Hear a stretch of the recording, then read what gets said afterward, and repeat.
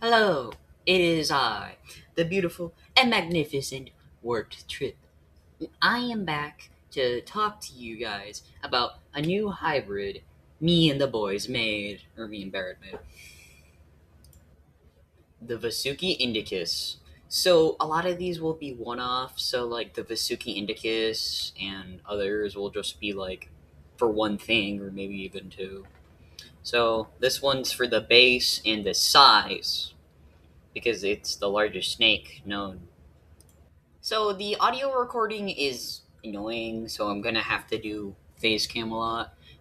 So the Xenodermis adds scales, snake compatible scoots. That's it. Yeah. So the original contributor for this was like an early mosasaur or something like that for like the secondary jaw, pseudo secondary jaw. But nope, we're just getting more eagle, so we're adding a full on secondary jaw to help it like chew and whatnot. Get that venom in. Hello.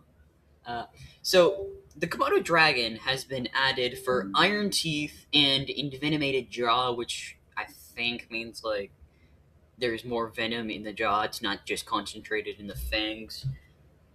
It's not exactly clear on what he said. The next contributor is the Gaboon Viper, and to quote from Wikipedia, the Gaboon Viper BG, also called the Gaboon adder, is a large and highly venomous viper species found in the rainforests and savannas of sub-Saharan Africa. It is the largest member of the genus B, and like all other vipers, it is venomous, and it has the longest fangs of any snake and the highest venom yield of any snake. Let that sink in. Go to your front door and open the door. Let that sink in. This is obviously a joke. If there's actually something at your front door, please pick that up. They're porch pirates. I wouldn't want anything of yours being stolen. I hope you have a good day, I guess. As I was looking around for reasons of why we added the inland taipan, I found an AI ad on Nat Geo, and which is quite funny. But the Black Mamba has been added for speed and a fast acting venom. So basically, this will replace the venom for the jaw and whatnot. Not the poison, that'll come later. Why is my hair wet? And why is my voice like this? Short answer, Taekwondo. Long answer, Taekwondo and NASA. So, the sea crate has been added to our hybrid to help it with swimming and also because it's a semi aquatic snake and not fully aquatic. That would cause some uh, melding issues or something like that. And so that's why sea crate was chosen. Okay, so the cuttlefish has been added to the big snake to help it with camouflage because it's not going to be I mean, it could be a fair fight if the pyromane or whatever it's called decides to come out of nowhere and try to kill it.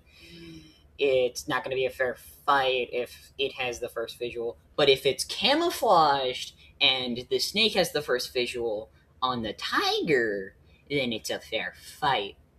Also, if you allow it. Absolutely if.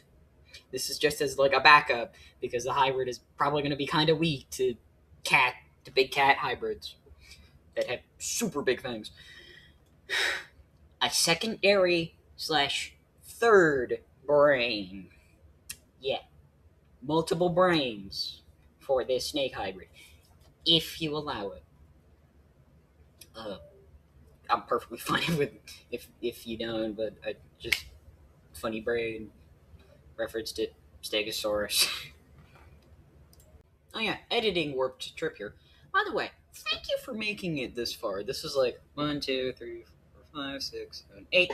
The eighth contributor to this hybrid. So you're definitely enjoying this, or pretty much, or probably watching this literally just to get a rundown of what this hybrid is. Yeah, please like and subscribe. I don't care if you unsubscribe a month later. I just need the subscribers temporarily, until I get a permanent subscriber base. Yeah, I'd love to have a permanent content creation time on YouTube, or even just like temporary where I get like some cash. Because paleontology is a pretty poor career. You get into it for the fun, not the money. So drop a like because you almost certainly like this because you watched this far, and you haven't been bored to death because of my voice. And yeah, I hope you have a great day. So Death Adder has been added for the supposed fastest strike of any snake. I can't really find the fastest strike of any snake because, like, I don't know why there's no research on that. I'm pretty sure. Which is annoying, but it's for reaction time and brain processing. So we have added the axolotl for regeneration.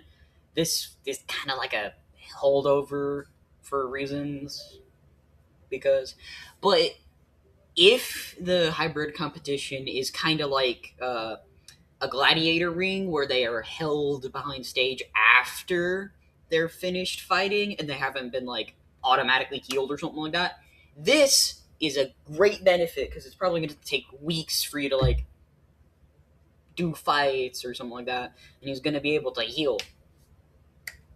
Also for breathing underwater, because in the adult morph axolotls, well, they can't breathe underwater as adults.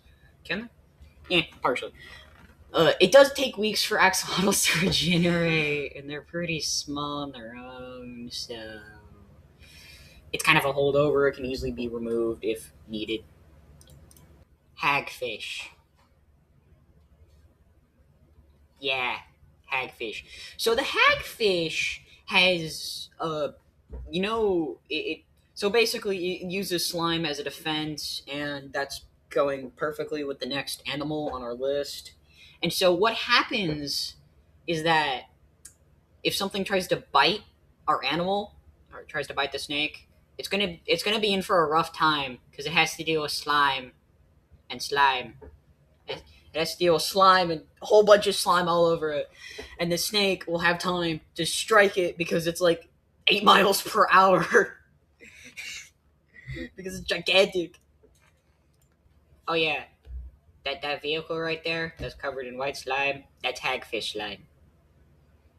Yeah, it, yeah. So there was a car accident apparently, and the hagfish is the natural response is producing an insane amount of slime, and so that combined with the mouth of something with giant fangs isn't going to go well for the thing trying to kill the snake with slime. It's not. So adding on to the slime effect, I have added the golden tail gecko. The golden tail gecko will help launch slime because the golden tail gecko is commonly known for shooting slime out of its tail. If you allow it, I could make it to where like the whole animal shoots slime all over it. So it's basically just a warship on land of slime and mouth and venom and whatnot. And so like that'd be really funny. But if not, just it shoots slime out of its tail in case like it ran out of slime of its main body and help it attack. Also for far range. The keelback added for congruency and poison. So the funny thing is, the keelback gets its poison from its diet and lore implication, but like at the lab we're just gonna feed this goober 500 cane toads, or even just like a compound of cane toad venom or like neurotoxins or something to help it produce a metric ton of poisonous slime that it can shoot at its enemies. Yeah, that's what we're using it for. Adding poison to the slime. Nothing is gonna have a good time. Absolutely nothing. Hank. No, that's not Hank. I mean, Maddie. No one. Not even. Where's the mouse? There it is. Truer words have been said, but this is pretty true itself.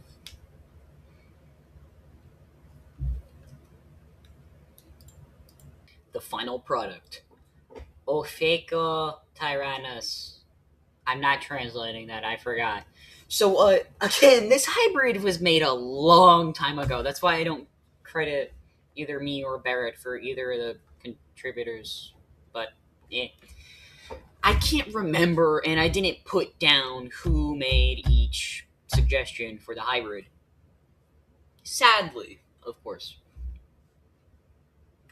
But just know that me and Barrett, and maybe even Peter as well, made this hybrid together. I suggested some of the later ones, the eel. Yeah, that's so eel, maybe axolotl, golden tail. Those are the ones that I remember contributing to. Some important lab tech just fell down. I swear, I tell them to secure everything. What they do? Nothing. Yeah. I certainly do not hope he gets into the vents. If he does, the laboratory is gonna stink for years.